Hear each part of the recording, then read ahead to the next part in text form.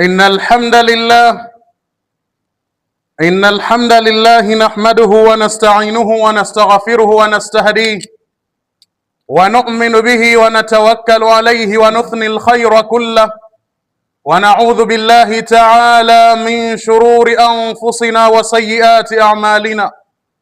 من يهده الله فلا مضل له ومن يضلله فلا هادي له، واشهد ان لا اله الا الله وحده لا شريك له الملك المنان، واشهد ان سيدنا محمدا عبده ورسوله سيد الاحسان.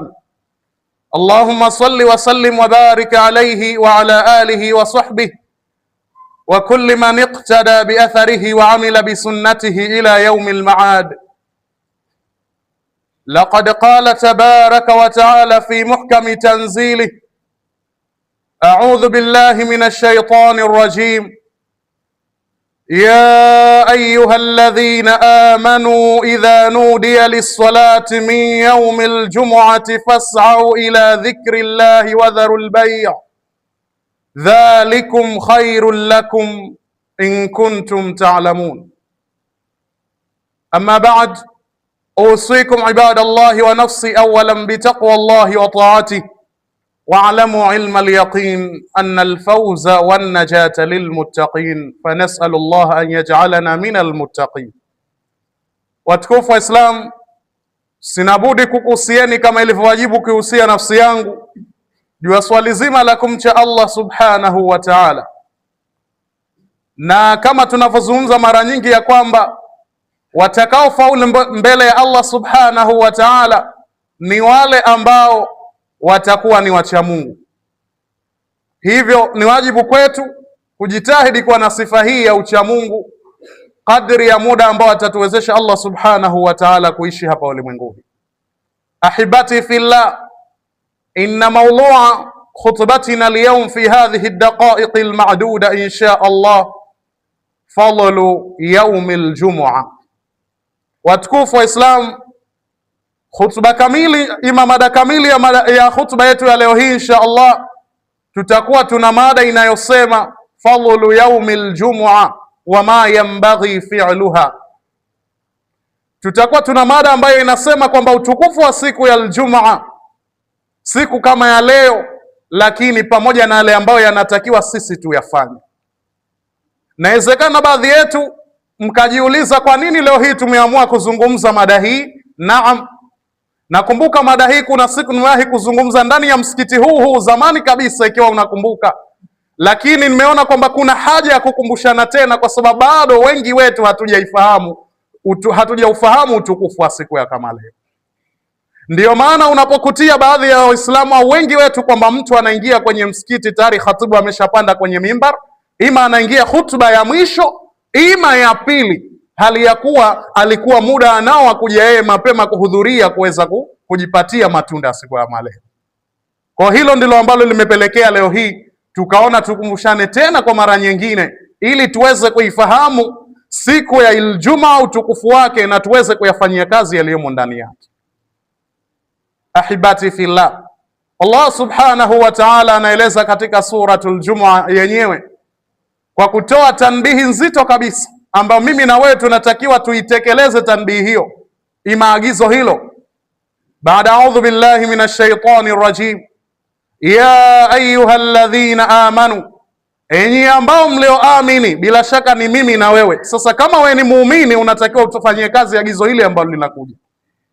Ya ayyuhalladhina amanu, enyi ambao mlioamini, idha nudiya lis-salati min yawmil jumu'ah, inapolinganiwa swala kwa ile siku ya Ijumaa, ni kwa ajili ya swala ya Ijumaa, kwa maana idha udhina, inapoadhiniwa adhana hii ambayo aghlabu khatibu ameshapara kwenye mimbar, basi fasau ila dhikrillahi, kimbilieni kwenye utajo wa Allah.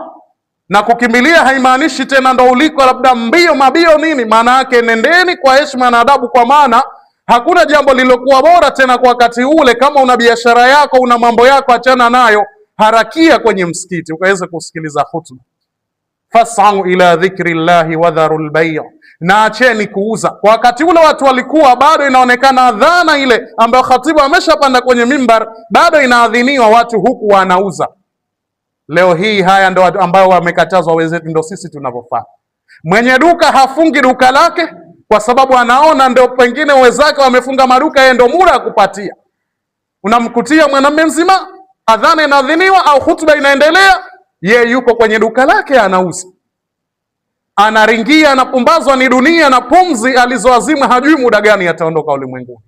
Lakini na mwenye kazi yake, kama ni fundi gereji, kama mwenye abiria, ni dereva abiria na anapiga trip tu, hajui kwamba wakati wote mauti yanamnyemelea. Inawezekana hizo trip asizimalize kwa siku ile, pengine apate tatizo fulani ambalo litaweza pengine kumuondosha ulimwenguni.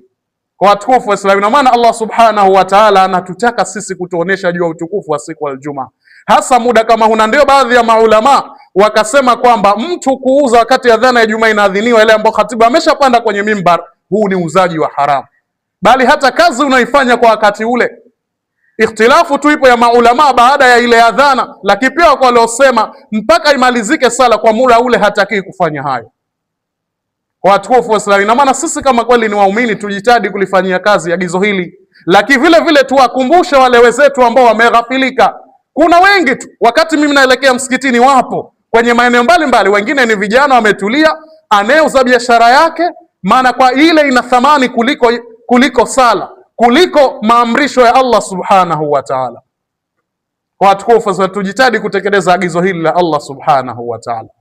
Ahibati fillah, siku kama leo ni siku tukufu kabisa, kwa sababu katika hadithi iliyopokelewa tunaambiwa kwamba khairu yaumin talat alayhi shamsu, ubora wa masiku ambayo yanachomozewa na jua, basi tunaambiwa ni yaumul jumaa, ni siku ya Ijumaa. Ni siku bora kabisa, siku ya sikukuu kwa Waislamu. Na kwa nini iwe bora? Tunaambiwa katika hadithi, fihi khuliqa Adam, ndani ya siku ya Ijumaa ndipo alipoumbwa Nabii Adam alayhi salam. Lakini wa udkhila aljanna, na ndiko siku ambayo ameingizwa peponi, wa ukhrija minha, na aliyotolewa peponi baada ya kula lile tunda. Ni kisa maarufu ambacho wengi tunakifahamu kwa sababu ya ushawishi wa Iblis. Lakini pia tunaambiwa katika hadithi, wala taqumu saatu illa fi yaumi aljumaa, wala qiyama hakitosimama isipokuwa siku ya Ijumaa. Jalia wewe qiyama kimesimama, kimekukutia unauza biashara yako, au pengine kama ndio yule ambaye hasali katulia tu pengine barabarani, hana kazi yote, unafikiria wewe kweli utakuwa na salama mbele ya Allah subhanahu wa ta'ala? Ina maana kwa mujibu wa hadithi, kama tungeifahamu hii ni siku ambayo msikitini ya tuingie tangu saa pengine saa la kwanza, yani ile imani ya kukaa kule maskani, kama tungeifahamu utukufu wa siku ya Ijumaa, basi kwa za maskani zetu tungezihama mapema, kwa sababu hatufahamu. Sisi tunachukulia kama ni siku ya kawaida tu. Aliye mvuvi anaenda zake baharini, siku zote hazikumtosha. Anaye kazi yake anafanya kazi yake, hajali kabisa, anaona kama kwamba hili agizo limetolewa labda ni Ali au ni pengine ni mheshimiwa fulani, kumbe ni agizo kutoka kwa Allah subhanahu wa ta'ala. Ahibati fillah, katika siku hii ya Ijumaa, watukufu wa Islam, kuna mengi tunayotakiwa tuyafanye, lakini kwa leo hii inshallah tutakuwa tuna nukta kama 5. Jambo la kwanza, huenda baadhi yetu tunalijua ima linatupitikia na wengine hatujui. Tunaambiwa alghuslu wa masu tibi wa tabkiru ila almasjid. Siku ya leo inatakiwa kwa wanaume zaidi, ni sunna kuoga wakati unakuja hapa msikitini ukoge, lakini vile vile wa masu tibi, na yani manake kujiingiza manukato. Kama una mafuta yako jitie, ni sehemu ya sunna, na yote hayapo kwa mujibu wa hadithi sahihi. Hatuna muda tu wa kuziorodhesha zote, lakini wewe tosheka na hivyo tu. Swali la kukoga, na baadhi ya maulama wamesema kwa mwanamume aliyefikiria baligh ni wajib, wamezungumza ni lazima, ingawa swali ambalo kifiqhi lina ikhtilaf. Wako waliosema ni sunnatu muakkada, sunna ambayo inatiliwa mkazo. Wako walioenda kusema ni wajibu kwa mujibu wa hadithi iliyothibiti. Kwa lakini ala kulli hali ni sunna kuoga, watukufu wa Islam, unapokuja hapa msikitini. Lakini pia kama una mafuta yako itofautike na siku za kawaida, ni sehemu ya sunna. Lakini vile vile watabkiru ila almasjid, na kuja mapema msikitini. Hapa ndipo ambapo Waislamu wengi tumeghafilika napo. Ujaji wa msikitini unaonekana kwamba mtu anaingia msikitini mpaka yeye pengine asikie sasa aliyekuwa mwema pengine ndo kaja hiyo hutuba ya kwanza au kidogo. Lakini kama utakuja pengine saa 3 saa 4 ukija ukichungulia humu msikitini au misikiti mingi, utakutia misikiti myeupe kabisa, watu waliokaa maskani, waliokaa kwenye maeneo yao. Hebu tuone Mtume sallallahu alaihi wasallam anasemaje katika hadithi. Mtume sallallahu alaihi wasallam anasema, man ghatasala yaumal jum'a, mtu ambaye atakoga ile siku ya Ijumaa pengine asubuhi pale mapema, ghusla aljanabati, lile josho la janaba, lakini hata kama josho la kawaida, asli hadithi iko hivyo tu. Thumma raha, kisha akaenda, raha kwa maana dhahaba, fi saati alula, akaenda msikitini saa la kwanza, ina maana saa 1 pale asubuhi, ukaja hapa msikitini pa kuswalia Ijumaa. Basi faida yake nini? Basi Mtume sallallahu alaihi wasallam anasema fakaannama qarraba badanatan, kama kwamba huyu mtu aliyetoa sadaka ya ngamia. Tuone Mtume sallallahu alaihi wasallam, yani wewe ukija hapa msikitini saa 1 siku ya Ijumaa pale, umeoga mapema mwenyewe asubuhi, ukaamua kwa leo na ni siku ya mapumziko, maana yake kwa muda huu asubuhi hukatazi baada ya swala. Kwa hiyo ukaja hapa saa 1 asubuhi, ukatulia pengine ukasalia Mtume, ukafanya ibada zako mbalimbali, basi unaandikiwa kama kwamba wewe umetoa sadaka ya ngamia. Wengi watukufu wa Islam pengine hata hatutarajii katika maisha yetu kuweza kupata ngamia ndio tukachinja tukatoa sadaka, lakini Mungu kwa ihsani yake kuna vitu kaviweka, unaweza ukavifanya laki thamani yake kavipa malipo makubwa kabisa. Kama ile hadithi moja ambayo inasema mtu atakayetoka mapema kwenda kusoma mlango mmoja tu wa elimu, basi fadhila yake anaandikwa malipo ya mtu aliyefanya hija ikakubaliwa. Wengi tunashindwa juu ya swali hilo. Kwa kuna vitu ambavyo kumbe unaweza kufanya amali tu, lakini kwa Allah ikaina malipo makubwa. Kwa mtu ambaye ataenda msikitini saa 1, maana yake anaandikiwa kwamba yeye katoa sadaka ya ngamia. Wa maraha fi saati thania, atakaenda saa la pili, kwa maana saa 2, fakaannama qarraba baqaratan, kama kwamba katoa sadaka ya ng'ombe. Sasa masaa haya mawili yote, afanya uchunguzi kwenye misikiti mingi, utabaini watu, inawezekana msikiti mweupe kabisa, watu hawamo kabisa kwenye msikiti, inawezekana hata mtu mmoja usimkutie. Lakini wa maraha fi saati thalitha, atakaenda saa la 3, fakaannama qarraba kabshan aqrana. Mtume sallallahu alaihi anatuambia kama kwamba katoa sadaka kabsha ya kondoo, aqrana, mwenye pembe nzuri tu, akachinja akatoa sadaka, anaandikiwa thawabu kama hizo. Lakini wa maraha fi saati rabia, atakaenda lile saa la 4, fakaannama qarraba dajajata, kama kwamba katoa sadaka ya kuku. Lakini wa maraha fi saati alkhamisa, ambao hapa ndiyo fursa ya mwisho, atakaenda saa 5, fakaannama qarraba baydatan, kama kwamba ametoa yai la kuku. Ina maana zaidi ya hapo, huyu kama anakwenda patupu. Tena Mtume sallallahu alaihi wasallam anamalizia katika hadithi, fa idha kharaja alimamu, atakapotoka imamu sasa kuja kuhutubu, kwa sababu kisheria imamu ni yule khatibu, na ndivyo hasa kisheria, kama hakuna dharura anayetakiwa hata swali anahesabika kuwa ni imamu. Akitoka hadharatil malaikatu, basi huhudhuria malaika, kwa sababu katika riwaya nyingine ya hadithi, katika milango ya Ijumaa huwa kuna malaika, wana madaftari maalum, wanaandika alohudhuria. Khatibu akipanda kwenye mimbari, wanakunja madaftari yao, wanakuja kusikiliza hutuba. Sasa wewe unapokuja kwamba hutuba inaendelea, ni kama kwamba wewe huhesabiki umekuja Ijumaa, watukufu wa Islamu. Kwa lazima tufike wakati tubadilike. Ambaye sio Muislamu ajue hasa kwamba leo Waislamu wako kwenye ibada yao. Hebu na tuangalie wenzetu tu wa dini zile za binadamu, wa Kristo wanapoenda mapema kanisani. Mapema mtu anawaandaa watoto wake, tena wengine mpaka watoto wadogo wadogo. Wewe unakuja msikiti lakini mtoto humjui yuko wapi, pengine unasali wewe tu. Sasa hii ni hatari kwa watukufu wa Islam. Katika siku ya Ijumaa kwenye milango ya misikiti huwa kuna malaika maalum wanaandika. Khatibu anapokuja kama nao anakaa, hatuwaoni tu, lakini wapo huwa wanasikiliza ile message. Sasa kama kwamba wewe unapokuja kama kwenye lile daftari humo, kwa tujitahidi watu tusio watu kila siku wakuja msikitini kuchelewa. Hebu katika haya masaa 3 jipangie katika umri wako, na wala usicheleweshe. Leo nitaka niende saa 1, leo pengine anafanya itikafu mpaka muda fulani, leo niende pengine saa 3. Lakini leo kinachoajabisha, pengine mtu ana umri wa miaka 70, 30, lakini inawezekana hakumbuki siku aliyoingia msikitini siku ya Ijumaa, angalau ile pengine saa 4 kukaa angalau akamtaja Allah subhanahu wa ta'ala. Huu ni msiba wa tukufu wa Islam. Msiba si kufiliwa tu, msiba pia kupitwa na khairati kama hizi ambazo Allah zote lengo lake anakutakia salama wewe. Ni kwa maana kwa lugha nyingine hataki wewe akakuadhibu, lakini mara nyingine inaonekana sisi tunamlazimisha akatuadhibu. Kwa sababu fursa ofa kama hizi kazitoa, hatuzitaki, tunaziacha patupu. Kwa watukufu wa Islam, ni pahali petu kubadilika. Kwa hiyo inaona hadharatil malaika, malaika wanakuwa wanahudhuria kama sehemu kama hii. Khatibu akishapanda kwenye mimbar, yastamiuna dhikra, na wao wanasikiliza ule ukumbusho ambao wa khutba. Ni hadithi sahihi ambayo umepokea Bukhari na Muslim. Ahibati fillah, kwa tukamate vizuri kitu kinachotakiwa cha kwanza katika cha msingi siku ya Ijumaa. Kwanza tukoge, lakini tujitahidi kuenda mapema msikitini, na ikiwezekana tuweze. Kwa wanaume swali la manukato, unaweza ukaingiza mafuta yako kidogo, ni sehemu ya sunna, sio kwa wanawake. Ahibati fillah, kitu chengine ni qiraatu suratil kahfi.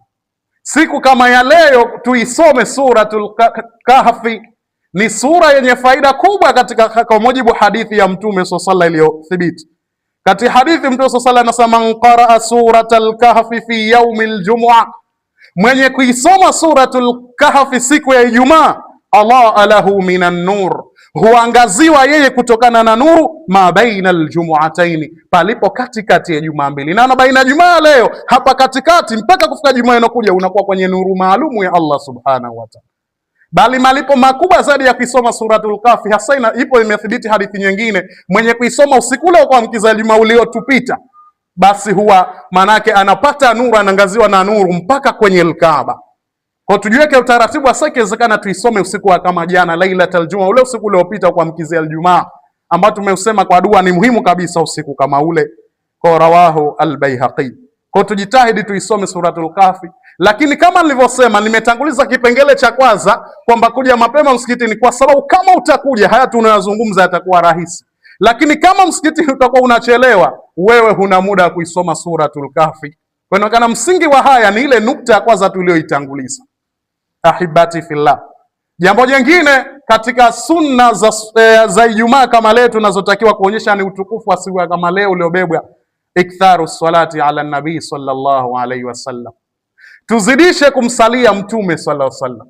Siku zote msalie Mtume, lakini siku ya Ijumaa zidisha kumsalia Mtume, angalau upata mara 1000, 3000, 4000. Na kwa nini tuone tabu wakati Allah mwenyewe anasema inna Allaha wa malaikatahu? Kuna aya kwenye Qur'ani suratul Ahzab, hakika Mwenyezi Mungu na malaika wake yusalluna ala nabii, wanamsalia Mtume. Ikiwa Allah yakamuumba Mtume, yeye mwenyewe anamsalia na malaika, kwa nini sisi tusingane nao? Ni kuonyesha cheo cha Mtume sallallahu alaihi wasallam, kwamba si cheo cha kawaida je tunavyofikiria wengi watu wa Islam. Kwa tumsalie Mtume sallallahu alaihi wasallam. Na kwa nini? Katika hadithi iliyothibiti Mtume sallallahu alaihi wasallam anasema, akthiru salata alayya yawm aljumaa, zidisheni kunisalia mimi siku ya Aljumaa, wa lailatul jumaa, na ule usiku wa Aljumaa uliotupita jana. Kwa hiyo faman salla alayya salatan, mwenye kunisalia ile swala moja toka sallallahu salli ala Muhammad, pengine ya Rabbi salli ala Muhammad, au kwa sigha yote aliyoizoea anojua, basi sallallahu alayhi ashra, Allah anakuswalia mara 10. Na kumsalia Mtume Kiswahili chake kumtakia rehema, ndo maana yake, sio kwamba unasali sala maalum kwa ajili ya Mtume. Sasa ina maana ni kitu ambacho cha msingi tulichotakiwa. Ukimsalia mara 10, je, unaonaje umepiga mara 100, mara 1000? Anakusalia mara ngapi? Kwa watukufu wa Islam, haya yote kama tutakuja msikitini mapema, basi tutaweza, hata ikifika wakati wa hutuba shapata mara 100, mara ngapi, utakuwa umeshajiongezea akhera yako. Si sawa na kukaa maskani ukapiga porojo ukajadili gari ya nani ile, matofali ya nani yale, Yanga na Simba ameshinda goli ngapi. Yana kuhusu nini Muislamu, wakati haya hayana faida na wewe? Wewe unaojadili mpira, kwani pengine hao unaojadili wanakujua? Au unajipa tabu tu, unamaliza muda, unapoteza muda wa kufanya khairati, unabishana na watu, bwana jana tumefungwa. Umefungwa hapo wakati hujulikani? Kwa watukufu wa Islam, hebu tusipoteze muda kwa mambo ambayo hayana faida na sisi hapa duniani wala akhira. Tushughulikie akhira yetu ambayo ndiyo manufaa yetu. Tukiipoteza tujue kwamba tutakuja kujuta, na wakumjutia hatuna, kitu ambacho hakitoweza kutunufaisha huko ambako tunakokwenda. Ahibati fillah, kwa jambo jingine pia ambalo linatakiwa siku kama leo ya Aljumaa, watukufu wa Islam, as-sunnatu ba'da al-Jumaa, ni mtu kufanya ile sunna kuswali rakaa 2 baada ya salatul Juma, 2 ima 4. Watu wengi watukufu wa Islam, baada ya salatul Juma ikisha soma dua, basi watu wote msikitini, wanaosali ni wachache. Kwa watukufu wa Islam, kile ni kitu kikubwa sana. Na rakaa 2 hizi hasa sunna yake hasa inatakiwa usisali nyumbani, aidha 4. Lakini kama utahisi kwamba nyumbani huna muda, basi inaruhusika kusali msikitini, au unaweza kusaa 2 msikitini, 2 ukaenda ukamalizia nyumbani. Na hii ni kwa sababu ya Mtume sallallahu alaihi katika hadithi anatuambia kwamba, anasema kwa Mtume sallallahu alaihi katika hadithi katika maneno ya Ibn Umar, anasakana Rasulullah sallallahu alaihi wasallam, alikuwa Mtume sallallahu alaihi la yusalli ba'da al-jum'a, hasali baada al-jum'a, yani zile rakaa 2 hapaswali hapa msikitini, hata yansarifa, mpaka aondoke, fa yusalli rak'atayn fi baitihi, anaenda kusali rakaa 2 kwenye nyumba yake. Rawahu Muslim. Lakini pia hadithi moja imethibiti kwamba alikuwa anasali rakaa 2 msikitini, nyingine anaenda kusali nyumbani. Kwa sisi tunajua tukifika huko hatuna muda wa kusali, basi unaweza ukawahiza hapa. Zina fadhila kubwa watukufu wa Islam, bali ni kitu ambacho muhimu, ambacho wengi tunakidharau. Na inshallah kuna siku tutakuja kuzungumzia faida za swala za sunna, kwa sababu ni maudhui ambayo maalumu insha Allah. Kwa watukufu wa Islam, tumuombe Allah subhanahu wa ta'ala aziingize nasaha hizi kwenye nyoyo zetu, na aturuzuku kuzifanyia kazi kivitendo kabisa, na atupe moyo na ujasiri wa kuithamini siku ya Ijumaa kama alivyoithamini wema waliotangulia.